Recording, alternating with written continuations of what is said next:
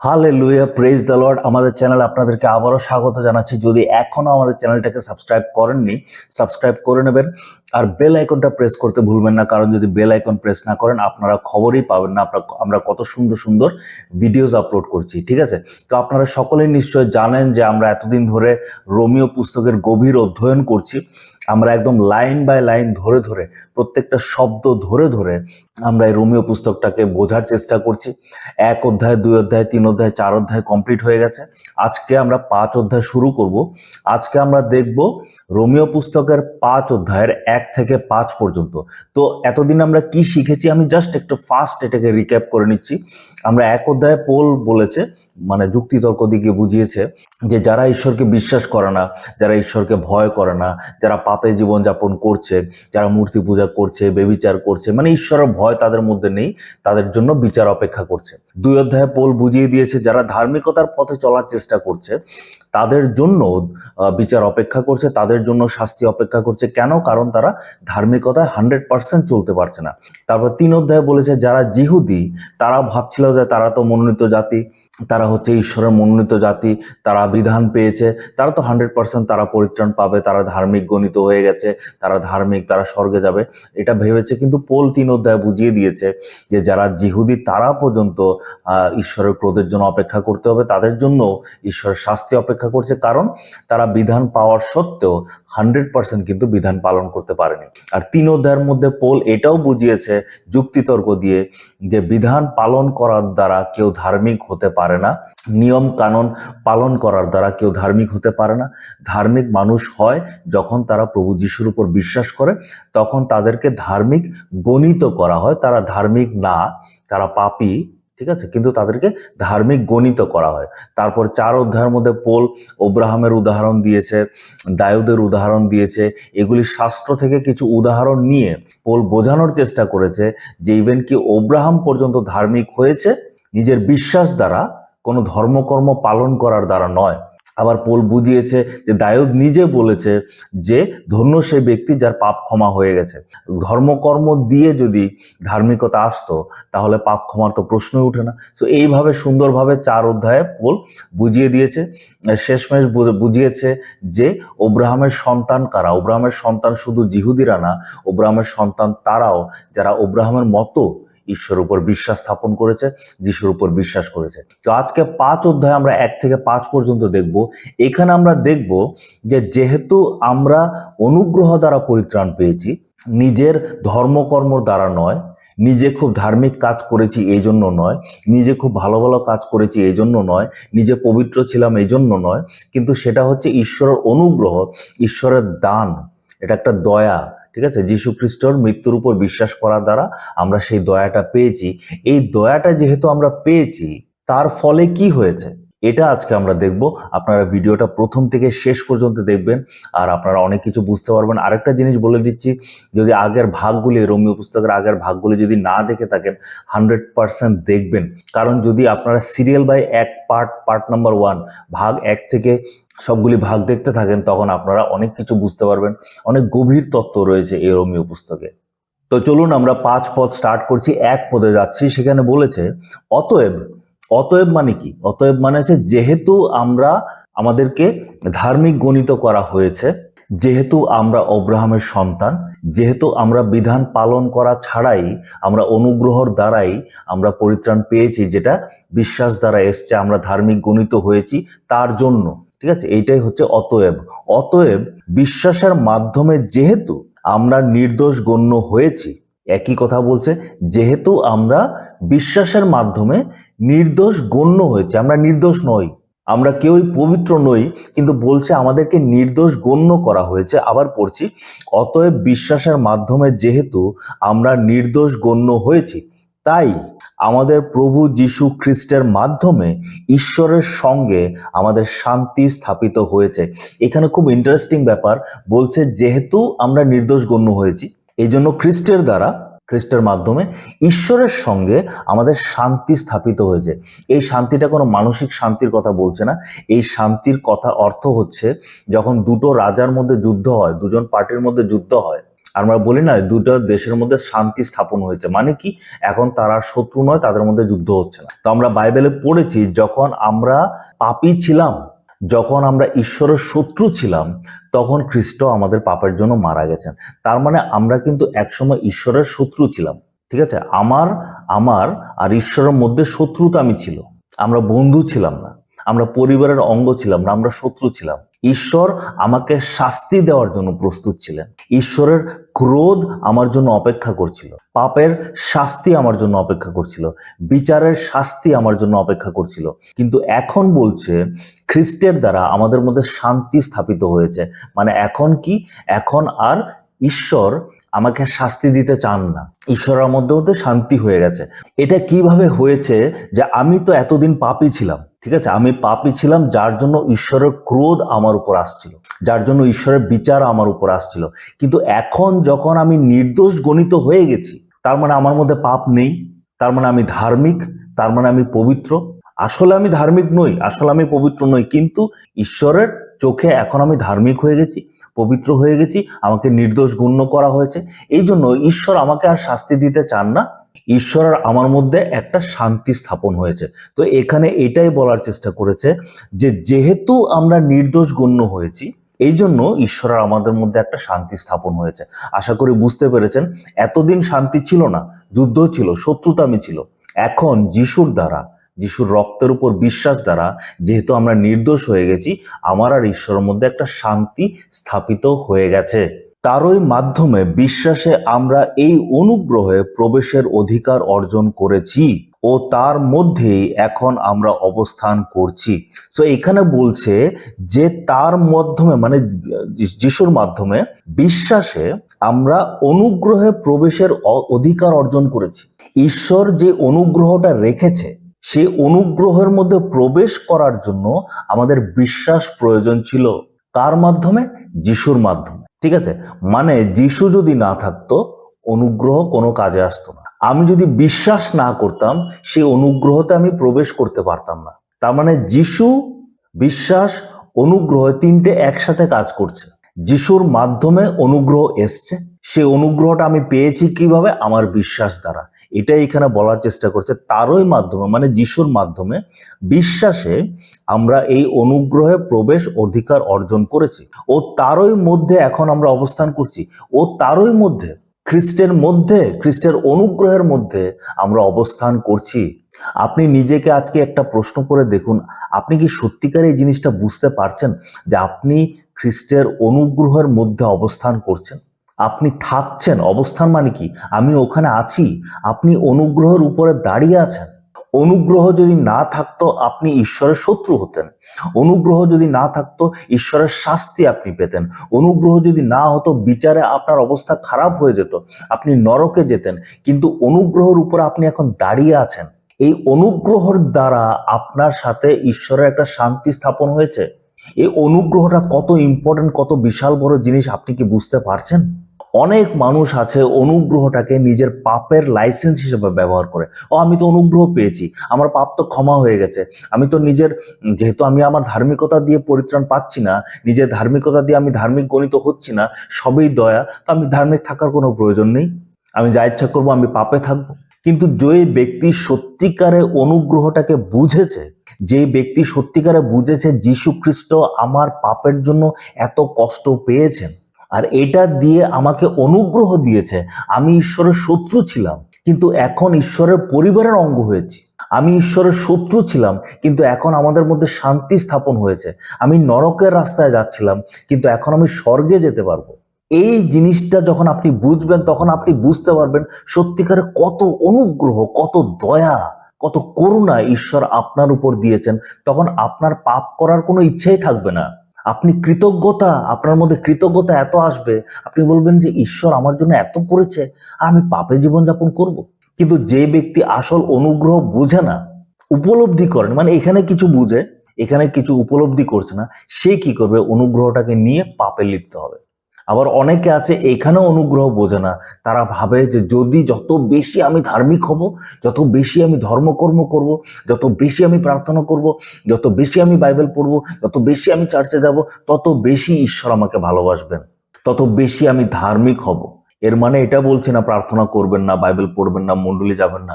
যত বেশি আপনি প্রার্থনা করেন ঈশ্বরের সাথে সম্পর্ক দৃঢ় হবে। যত বেশি বাইবেল পড়বেন আপনার বাক্যর প্রতি জ্ঞান বাড়বে। যত বেশি আপনি মণ্ডলীতে যাবেন সহভাগিতা সুন্দর হবে, উৎসাহ পাবেন, ওটা আলাদা ব্যাপার। কিন্তু কেউ যদি ভাবে আমি যত বেশি এইসব কাজ করব তত বেশি আমি ধার্মিক হব, সে আবার অনুগ্রহটাকে এখানে তো দূরের কথা, এখানেও বুঝতে পারে। অনেকে এখানে বোঝে না, তারা যা ইচ্ছা তা করে। যারা এখানেও বোঝে না তারা খুব ভয়ে ভয়ে থাকে, পাপ করেছি, শিওর অনুগ্রহ চলে গেছে, শিওর শাস্তি পাবো, শিওর নরকে যাব। কিন্তু যারা সত্যিকারে উপলব্ধি করতে পারে যে অনুগ্রহটা কি, তারা পাপে ফিরে যাবে না। ওটা তাদের মধ্যে একটা আশ্বাসন থাকবে যে না, আমি স্বর্গে যেতে পারবো, ঈশ্বরের সাথে আমার একটা শান্তি স্থাপিত হয়েছে। চলুন আমরা পরেরটা পড়ি, সেম পদ। আর আমরা ঈশ্বরের মহিমার প্রত্যাশায় উল্লাসিত হচ্ছি। বলছে মহিমার প্রত্যাশায়, ঈশ্বরের মহিমার প্রত্যাশায় উল্লাসিত হচ্ছি। আমরা যে একদিন ঈশ্বরের মহিমা দেখব, আমরা যে একদিন স্বর্গে যাব, আমরা যে একদিন যিশুকে নিজের চোখে দেখব, আমরা যে স্বর্গের মহিমা দেখব, আমরা যে ঈশ্বরের মহিমা দেখব, ঈশ্বর কত উজ্জ্বল, ঈশ্বর কত পবিত্র, ঈশ্বর কত শক্তিশালী, এটা যে আমরা দেখতে পাবো, সেটার প্রত্যাশায়, সেটার আশায় আমরা উল্লাসিত হচ্ছি। তো এখানে যে জিনিসটা বলার চেষ্টা করছে, যদি আমি যিশুকে বিশ্বাস করি, আমার আর ঈশ্বরের মধ্যে একটা শান্তি স্থাপন হয়েছে। আর এই শান্তি স্থাপনের জন্য আমাদের শত্রুতা চলে গেছে, আমরা অনুগ্রহের মধ্যে আছি।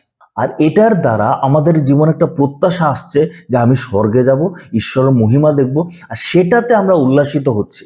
নিজেকে প্রশ্ন করে দেখুন, আজকে কি আপনি স্বর্গে যাবেন সেটা নিয়ে কি আপনি উল্লাস করছেন, নাকি জগতের দুঃখ কষ্ট যন্ত্রণা নিয়ে এত ফ্রাস্ট্রেটেড করছেন?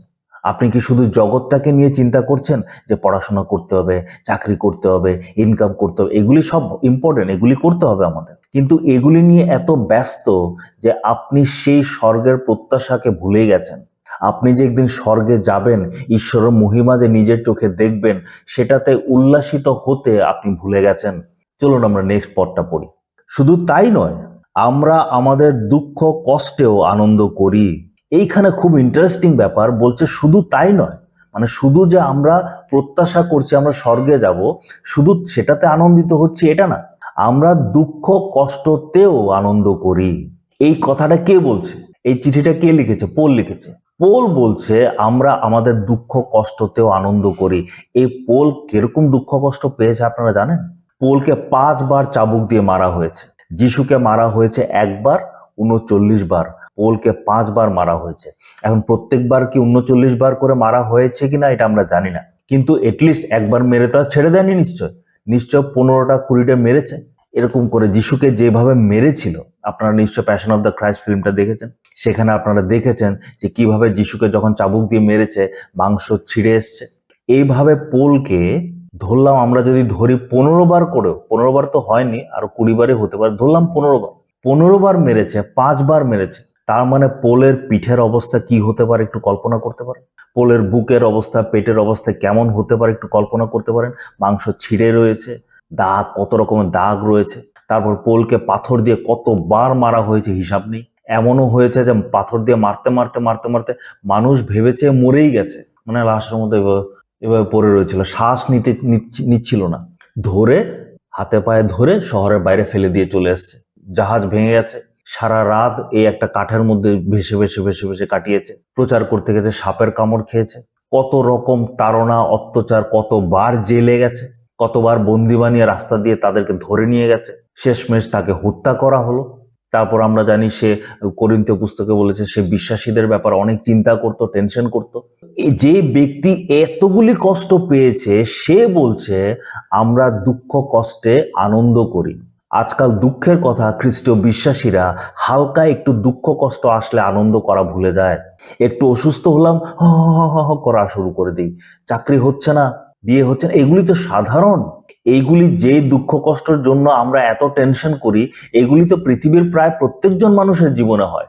অসুস্থতা প্রত্যেকজন মানুষের জীবনে আসে, মৃত্যু প্রত্যেকজন মানুষের জীবনে আসে, বিবাহর সমস্যা প্রত্যেকজন মানুষের জীবনে আসে, চাকরি হচ্ছে না এটা অনেক মানুষের জীবনে এমন থাকে, বেকারত্ব, বিয়ে হয়েছে বাচ্চা হচ্ছে না এটা অনেক মানুষের জীবনে থাকে, হসপিটালে এডমিট এটা প্রত্যেকজন মানুষের জীবনে থাকে। কিন্তু খ্রিস্টের জন্য এত কষ্ট পাওয়া, এত তাড়না পাওয়া, এটা সবার জীবনে থাকে না। আমরা তো এই সব কষ্ট পাইনি।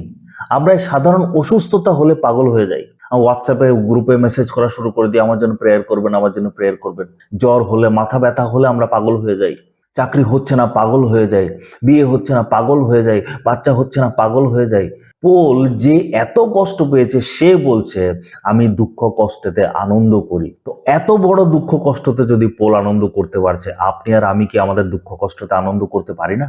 পোল কেন আনন্দ করতে পারছে আর আমরা কেন পারছি না? কারণটা হচ্ছে পোলের মধ্যে সে প্রত্যাশা ছিল, আপনারা আমার মধ্যে সে প্রত্যাশা নেই। আমরা স্বর্গ নিয়ে চিন্তা করি না, আমরা এই জগৎটাকে নিয়ে ব্যস্ত হয়ে রয়েছি। এই জন্য সারাদিন আশীর্বাদের প্রচারকের পেছনে দৌড়ই, যাতে ওরা প্রার্থনা করবে, সব ঠিক হয়ে যাবে।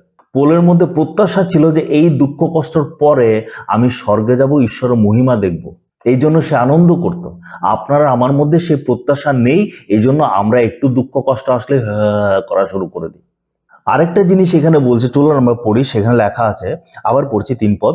শুধু তাই নয়, আমরা আমাদের দুঃখ কষ্টেও আনন্দ করি। কারণ, কেন দুঃখ কষ্টে আনন্দ করি? কারণ আমরা জানি দুঃখ কষ্ট সহিষ্ণুতাকে, সহিষ্ণুতা অভিজ্ঞতাকে, ও অভিজ্ঞতা প্রত্যাশার জন্ম দেয়। এখানে বলছে যে দুঃখ কষ্ট সহিষ্ণুতাকে জন্ম দেয়, মানে ধৈর্য আমাদের মধ্যে তৈরি করে। আমি পোলের দুঃখ কষ্ট বাদেই দিলাম, আমাদের নর্মাল জীবনের দুঃখ কষ্টের ব্যাপারে আমরা চিন্তা করি। ধরুন একটা ধনী বাচ্চা, একটা ধনী সন্তান রয়েছে, সে বলেছে বাবা আমার স্কুলের প্রজেক্টের জন্য আমার একটা ল্যাপটপের খুব প্রয়োজন। সে ধরুন ক্লাস 8 বা 9 আছে। তার বাবা কি করলো, 1 সপ্তাহের মধ্যে একটা ল্যাপটপ তাকে এনে দিয়ে দিল। আরেকজন গরিব ছেলে, সে বলেছে ক্লাস 8 থাকতে, বাবা আমার তো প্রজেক্টের জন্য, আমার কাজের জন্য আমার ল্যাপটপের প্রয়োজন।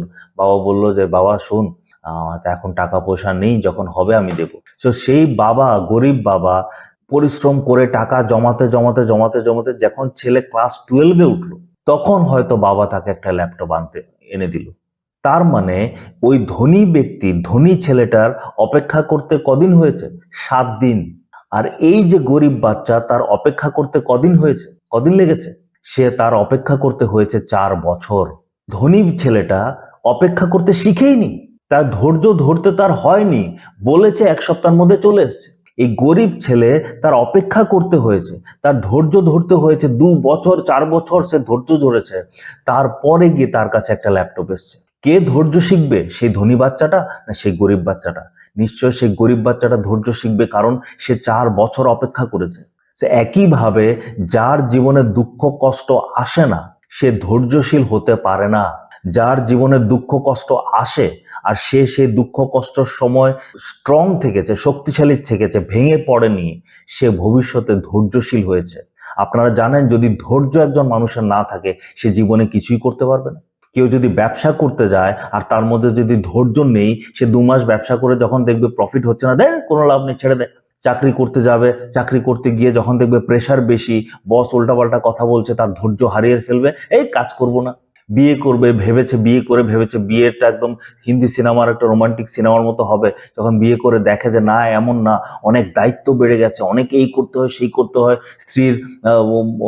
স্ত্রীর মনের কথা বুঝতে হয়। স্ত্রী ভাবছে আরে আমি এখন স্বামীর মনের কথা বুঝতে হবে, এই হবে সে হবে, তাদের বিবাহ ধ্বংস হয়ে যায়। তারা বলে ধের, এত পরিশ্রম করতে পারবো না, বিয়ের জন্য এত কষ্ট করতে পারবো না, এত দায়িত্ব নিতে পারবো না।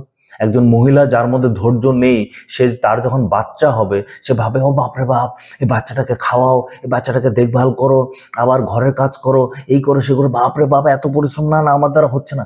কেন? তার মধ্যে ধৈর্য নেই, তার মধ্যে সহিষ্ণুতা নেই। সো ধৈর্য মানুষের জীবনে খুব ইম্পর্টেন্ট। প্লাস খ্রিস্টান জীবনে ধৈর্য খুব ইম্পর্টেন্ট, কারণ আমাদের উপর তাড়না আসবে, বাইবেলে লেখা আছে। আমরা যেটা চাইবো সেটা সঙ্গে সঙ্গে পাবো এমন না। আমাদের জীবনে কষ্ট থাকতে পারে, দুঃখ কষ্ট থাকতে পারে, সমস্যা থাকতে পারে, অশান্তি থাকতে পারে, নানা রকম প্রবলেমস থাকতে পারে। যদি আমার মধ্যে ধৈর্য থাকে, আমি তখন এটাকে স্থিরভাবে ধরে থাকতে পারবো। না হলে আমি বিশ্বাস ত্যাগ করব, না হলে আমি ঈশ্বরের প্রতি রাগ করব। এমন অনেক খ্রিস্ট বিশ্বাসীরা আছে যারা বিবাহের জন্য চেষ্টা করছে, অনেক বছর ধরে বিবাহ হচ্ছে না, বিয়ের জন্য চেষ্টা করছে, নানা জায়গাতে বলছে আমার বিয়ের জন্য দেখুন দেখুন, বিয়ে হচ্ছে না। লাস্টে কি হলো? সে বলছে ঈশ্বর আমাকে ভালোবাসে না, ঈশ্বর আমাকে কেয়ার করে না, ঈশ্বরের ব্যাপারে উল্টা পাল্টা কথা বলা শুরু করে দিয়েছে। পাপে লিপ্ত হওয়া শুরু করে দিয়েছে, যা তা ফেসবুকের মধ্যে আপলোড করা শুরু করে দিয়েছে, নিজের মা বাবার ব্যাপারে উল্টাপাল্টা কথা বলা শুরু করে দিয়েছে, বন্ধু বান্ধবের ব্যাপারে উল্টাপাল্টা কথা বলা শুরু করে দিয়েছে। তো তার মানে কি, তার ধৈর্য সে হারিয়ে ফেলেছে। যেহেতু ধৈর্য হারিয়ে ফেলেছে, সে এখন বিশ্বাসও ত্যাগ করছে। যদিও সে বলছে যে আমি খ্রিস্টান, কিন্তু তার কোনো কথাবার্তা, কোনো আচরণে দেখাই যাচ্ছে না যে সে খ্রিস্টান। মনে হচ্ছে সে একটা অবিশ্বাসীও না, একদম নাস্তিকের মতো কথা বলা স্টার্ট করে দিয়েছে। তো তার মানে ধৈর্য কতটুকু গুরুত্বপূর্ণ। তো এই ধৈর্য কিভাবে আসবে? যদি দুঃখ কষ্টের মাঝে দিয়ে আপনি যান। আপনি যদি দুঃখ কষ্টের মাঝে দিয়ে যেতে চান না, যে একটু সমস্যা আসলো প্রার্থনা করুন আমি যাতে এই সমস্যা থেকে বেরোতে পারি, তাড়াতাড়ি তাড়াতাড়ি তাড়াতাড়ি সমস্যা চলে যাও, তাড়াতাড়ি সমস্যাগুলি দূর হয়ে যাক, তাড়াতাড়ি অসুস্থতা দূর হয়ে যাক, তাড়াতাড়ি সব দূর হয়ে যাক। যদি তাড়াতাড়ি সবকিছু দূর হয়ে যায়, আপনার ধৈর্য কিভাবে উৎপন্ন হবে? আপনি কিভাবে একজন ধৈর্যশীল ব্যক্তি হবেন? সো আমরা দুঃখ কষ্টে আনন্দ করি, কারণ দুঃখ কষ্ট ধৈর্য সহিষ্ণুতা তৈরি করে। তারপর বলছে এই সহিষ্ণুতা অভিজ্ঞতাকে তৈরি করে। অভিজ্ঞতা মানে বেসিক্যালি চরিত্র তৈরি করে। ঠিক আছে, আমরা অভিজ্ঞতা বলতে ভাবি কি জীবনের অভিজ্ঞতা, যেটা ঠিক আছে, জীবনের অভিজ্ঞতা থেকে একটা চরিত্র তৈরি হয়। ঠিক আছে, তো এখানে অনেক বাইবেলের মধ্যে যদি আপনারা পড়েন, সেখানে লেখা আছে চরিত্র। ইংলিশ বাইবেলে লেখা আছে ক্যারেক্টার। মেনলি চরিত্র গঠন করে। আমি যদি একজন ধৈর্যশীল ব্যক্তি হই, আমার মধ্যে একটা ভালো চরিত্র গঠন হবে। আমি ইজিলি রাগ করব না, আমি ইজিলি পাপে পড়ব না। যারা অধৈর্য তারা সৎ পথে ইনকাম করতে পারে না, কারণ তাদের তাড়াতাড়ি টাকা লাগে, তাড়াতাড়ি টাকা লাগে। তাড়াতাড়ি টাকা কিভাবে আসবে? অসৎ পথে চলে।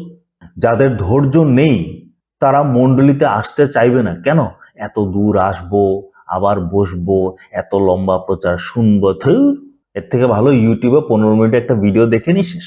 তার ধৈর্য নেই, যার জন্য তার মধ্যে চরিত্র গঠন হচ্ছে না। চরিত্র গঠন তখনই হবে যখন একজন মানুষ ধৈর্য আস্তে আস্তে আস্তে আস্তে তার মধ্যে ধৈর্য তৈরি হবে, আর এই ধৈর্য থেকে তার মধ্যে একটা চরিত্র তৈরি হবে। যখন আমরা তিমথিতে তিতের মধ্যে দেখি যে পাস্টার ডিকন এল্ডারের কথা বলছে, সেখানে বলেছে যে একদম নতুন বিশ্বাসী তাদেরকে যাতে লিডারশিপে দেওয়া না হয়। তারপর বলেছে তারা যাতে তাদের সন্তানেরাও যাতে ঈশ্বরের ভয় পায়। সন্তানেরা ঈশ্বরের ভয় পায় মানে কি?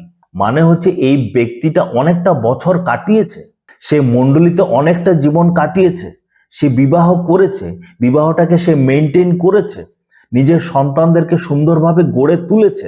বিবাহর মধ্যে কি দুঃখ কষ্ট অশান্তি থাকে না? থাকবে। এই দুঃখ কষ্ট অশান্তির মধ্যে সে থেকেছে, লড়াই করেছে, ধৈর্য তৈরি করেছে। ধৈর্য তৈরি করে সে নিজের স্ত্রীকে সুন্দরভাবে রেখেছে, নিজের সন্তানদেরকে ঠিকভাবে গড়ে তুলেছে। তার মানে কি? তার মধ্যে একটা চরিত্র তৈরি হয়েছে। সে একজন চরিত্রবান মানুষ। এই মানুষটাকে তুমি পাস্টর বানাও, এই মানুষটাকে তুমি এল্ডার বানাও, এই মানুষটাকে ডিকন বানাও। তো যার মধ্যে ধৈর্য নেই, বলেছে তাকে ডিকন বানিয়ে লাভ নেই, তাকে পাস্টর বানিয়ে লাভ নেই। কারণ মণ্ডলীতে যদি কোনো ধরনের সমস্যা তৈরি হয়, তখন সে রেগে যাবে, অধৈর্য হয়ে পড়বে। মণ্ডলী তো সবসময় এইভাবে চলে না, অনেক সময় নিচে যাবে, অনেক সময় উপরে যাবে। তখন সে ধৈর্য হারিয়ে ফেলবে, তখন সে কাজ করতে চাবে না। ধর, এত প্রচার করছি, এত শিক্ষা দিচ্ছি, কোনো উন্নতি হচ্ছে না, তাদের কি লাভ তাদেরকে প্রচার করে? তার এমন ধরনের চলে আসবে।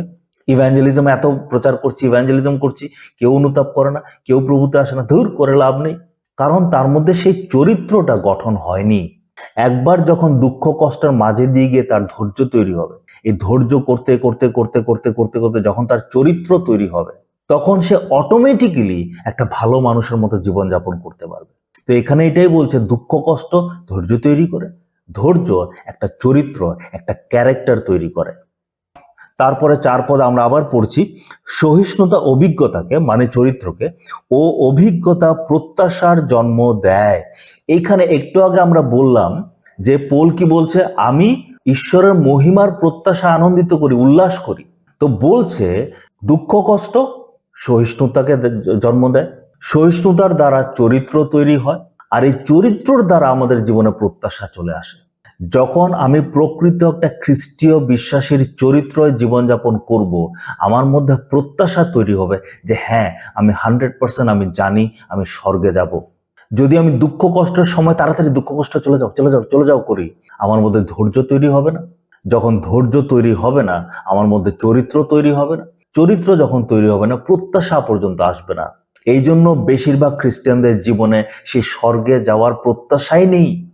এই জগৎ নিয়ে ব্যস্ত, তাদেরকে যদি আপনি জিজ্ঞেস করেন আজকে এই মুহূর্তে যদি আপনি মারা যান আপনি কি স্বর্গে যাবেন, কি জানি এটা তো ঈশ্বর বুঝবে, না আমি, অনেকে বলবেন না আমি তো এখন যেতে পারবো না, আমি তো আসলে ধার্মিকতার পথে চলতে পারিনি, আমি তো পাপে লিপ্ত রয়েছি।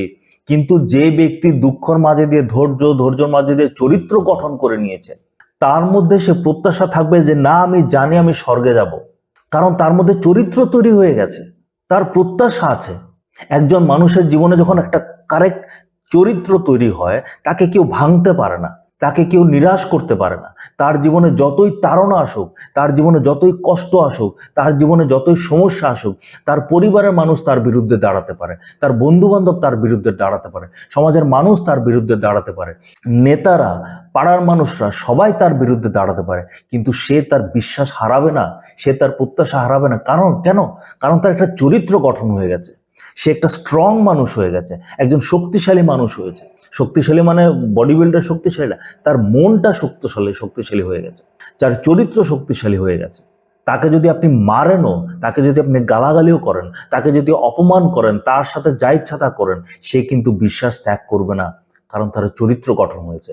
বলেছি এই জন্যেই তার জীবনে একটা প্রত্যাশা আসে। সাধারণ আপনারা আমার জীবনে প্রত্যাশা আসে না কেন? কারণ আমাদের মধ্যে ধৈর্য নেই। আমরা একটুতেই হাল ছেড়ে দিই, একটুতেই সব বাদ দিয়ে দিই, একটুতেই হ্যাঁ পারবো না, একটুতেই হবে না, একটু সমস্যা আসলে চলো না ঈশ্বর প্রভু সমস্যা দূর করে দাও, প্রভু সমস্যা শেষ করে সরিয়ে দাও, হে প্রভু আমি এতদিন ধরে প্রার্থনা করছি কেন আমার প্রার্থনা উত্তর হচ্ছে না, হে পাস্টর আমি অনেক বছর ধরে প্রার্থনা করছি কেন প্রার্থনা উত্তর আসছে না, আপনি একটু ঠিক করে দিন, আপনি প্রার্থনা করুন, আপনি প্রার্থনা করলে আমার ঠিক হয়ে যাবে। মানে কি, আমরা ধৈর্য ধরতে চাই না, দুঃখ কষ্টকে সহ্য করতে চাই না, যার জন্য ধৈর্য আসে না। ধৈর্য যেহেতু আসে না, আমাদের মধ্যে চরিত্রও তৈরি হয় না, এই জন্য আমরা কেউ স্ট্রং খ্রিস্টান হতে পারি না, পাপে বারবার পড়ে যাই, যা ইচ্ছা তা করে ফেলি, মুখ দিয়ে গালাগালি বেরিয়ে যায়। যেহেতু ধৈর্য নেই, কেউ উল্টাপুল্টা কথা বললে সঙ্গে সঙ্গে আমিও উত্তর দিয়ে দেবো। যেহেতু আমার মধ্যে ধৈর্য নেই, আমি পরিবারে অশান্তি তৈরি করছি। যেহেতু আমার মধ্যে ধৈর্য নেই, আমি পাস্টরের সঙ্গে ঝগড়া করছি, যুদ্ধ করছি, অশান্তি করছি।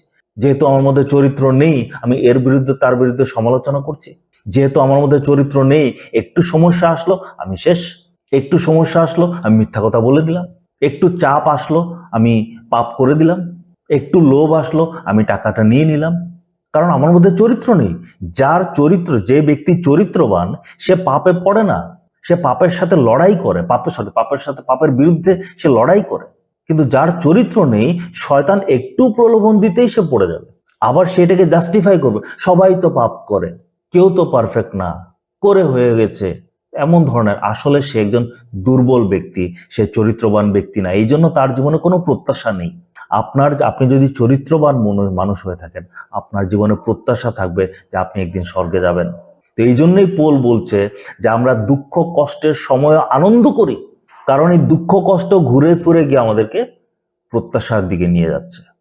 নেক্সট পদ, আমরা লাস্ট পদ পড়ছি। সেই প্রত্যাশা আমাদের নিরাশ করে না, কারণ আমাদের প্রতি দেওয়া পবিত্র আত্মা দ্বারা ঈশ্বর তার প্রেম আমাদের হৃদয়ে উজাড় করে ঢেলে দিয়েছেন। এইখানে বলছে এই যে প্রত্যাশা, যেটা দুঃখ কষ্ট থেকে আসে, দুঃখ কষ্ট থেকে কি আসে? সহিষ্ণুতা, ধৈর্য, ধৈর্য থেকে কি আসে? চরিত্র আসে, চরিত্র থেকে প্রত্যাশা আসে। বলছে এই প্রত্যাশা আমাদেরকে নিরাশ করে না। কেন? কারণ যিশু, ঈশ্বর পবিত্র আত্মার দ্বারা তার প্রেমটা আমাদের মধ্যে উজাড় করে ঢেলে দিয়েছে। ড্রপ দিয়ে দেয়নি, ঈশ্বর তার প্রেমটা ড্রপ দিয়ে টুপটুপ করে দিচ্ছে না, মগ দিয়ে একটু একটু করে দিচ্ছে না, একদম ঢেলে দিয়েছে। কিভাবে ঢেলে দিয়েছে আমরা জানি। ঈশ্বর নিজে পৃথিবীতে মানুষ রূপে এসে নিজের প্রাণ দিয়েছেন। ঈশ্বর একদম মানে বালতি কি বালতি প্রেম ঢেলে দিচ্ছে। একটা গান আছে, এ প্রেম কলসি কলসি ঢালো তবু না ফুরায়, এ প্রেম কলসি কলসি ঢালো তবু না ফুরায়, মধুর প্রেম প্রেম রে যিশু ডাকে না, এমন একটা গান আছে, আপনারা নিশ্চয় জানেন। এ প্রেম কলসি কলসি ঢালো তবু না ফুরায়। আমরা জীবনে খ্রিস্টীয় বিশ্বাসী হওয়ার পরেও আপনি নিজেকে প্রশ্ন করুন কয়বার পাপ করেছেন। আর আমি তাদের কথা বলছি না যারা অনুগ্রহকে লাইসেন্স হিসেবে ব্যবহার করে যা ইচ্ছা তা করছে, আমি তাদের কথা বলছি না। কিন্তু যারা সত্যিকারে প্রভুর পথে চলার চেষ্টা করছে, তারপরেও আমরা কতবার পাপে পড়েছি আপনি নিজেকে প্রশ্ন করুন। এই প্রত্যেকটা পাপ বারবার প্রভু কিন্তু ক্ষমা করে যাচ্ছেন। এ প্রেম কলসি কলসি ঢালো, যিশু প্রেমটা কলসি ভরে ভরে ঢেলে দিচ্ছে, উজাড় করে ঢেলে দিচ্ছে। প্রত্যেকবার আপনি পাপ করছেন, যিশু আবার এসে পাপটা মুছে দিচ্ছে। পবিত্র আত্মা আপনাকে আবার সচেতন করিয়ে দিচ্ছে যে এই পাপটা করবে না, তুমি শুধরে যাও। ঈশ্বর আবার আপনার পাপটাকে নিজের চোখ থেকে দূর করে দিচ্ছেন।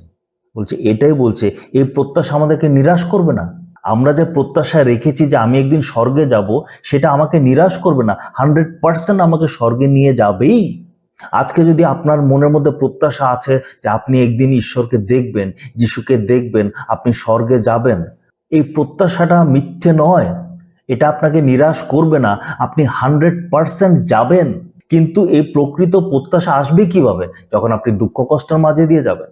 দুঃখ কষ্টকে এড়িয়ে গেলে আপনার মধ্যে সেই প্রত্যাশা আসবে না। দুঃখ কষ্টের মাঝে দিয়ে গেলে আপনার মধ্যে সেই প্রত্যাশা তৈরি হবে, আর সেই প্রত্যাশা আপনাকে নিরাশ করবে না। কারণ ঈশ্বর প্রেম তো অলরেডি ঢেলে দিয়েছেন, পবিত্র আত্মার দ্বারা আমাদের মধ্যে ঢেলে দিয়েছেন। মানে একটু কল্পনা করে দেখুন, ঈশ্বর তার নিজের আত্মা আমার মধ্যে দিয়ে দিয়েছে। আমার মতো একটা পাপিষ্ট মানুষের মধ্যে পবিত্র আত্মা বিরাজ করেন। আমার মতো একটা মানুষের মধ্যে, আপনার মতো একটা নোংরা পাপীর মধ্যে ঈশ্বরের পবিত্র আত্মা বিরাজ করছেন। এর থেকে বড় প্রেম আর কোথায় পাবেন? ঈশ্বর আপনার পাপের জন্য মারা গেছেন, এর থেকে বড় প্রেম আপনি কোথায় পাবেন?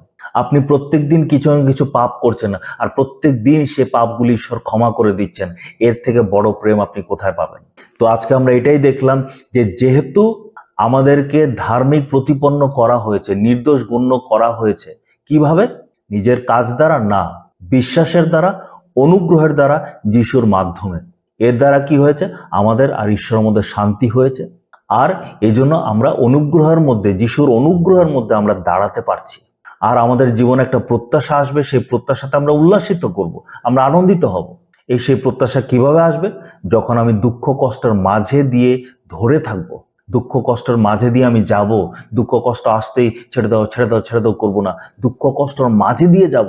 এই দুঃখ কষ্টের মধ্যেও ধার্মিকতায় চলবো, এই দুঃখ কষ্টের মধ্যেও পবিত্রতায় চলবো, এই দুঃখ কষ্টের মধ্যেও আমি পাপ করব না, এই দুঃখ কষ্টের মধ্যেও বিশ্বাস ছাড়বো না, এই দুঃখ কষ্টের মধ্যেও আমি জগতের অনুসারে চলবো না। তখন আমার মধ্যে ধৈর্য তৈরি হবে, এই ধৈর্য থেকে আমার মধ্যে চরিত্র তৈরি হবে, এই চরিত্র আমাকে সে প্রত্যাশা দেবে। আর টেনশনের কিছু নেই, এই প্রত্যাশা আপনাকে কখনো নিরাশ করবে না। কারণ সেই প্রত্যাশা কে দিয়েছেন? ঈশ্বর দিয়েছেন। সে প্রত্যাশা ঈশ্বর দিয়েছেন। কোন ঈশ্বর? যে ঈশ্বর তার প্রেমকে উজিরে ঢেলে দিয়েছে। কলসি কি কলসি ঢেলেই যাচ্ছে, ঢেলে যাচ্ছে, প্রত্যেকটা দিন ঢেলে যাচ্ছে। তো আজকে আমরা এতটুকুই শিখলাম। জয় যিশু, প্রেজ দ্য লর্ড। আপনারা প্রত্যেকটা পার্টগুলি দেখবেন, আপনারা অনেক কিছু জিনিস শিখতে পারবেন। জয় যিশু, আমেন।